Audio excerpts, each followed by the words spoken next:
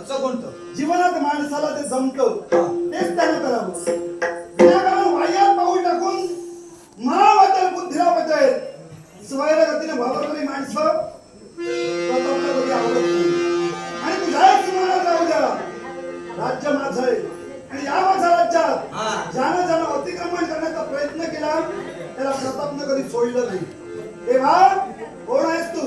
ब्रह्मरक्षा सजवलेला देहाला सोडण्या. हा तुझा चेहरा वाचला ओम भाव आणि ओम भावनाच तुझा स्थापना आहे. तेव्हा जास्त बोलण्याची माझी अपेक्षा नाही. तेव्हा मी ठरवलेलं आहे चालता होईतून. कशी नाटेश्वर आमचे मित्र विराज आचरेकर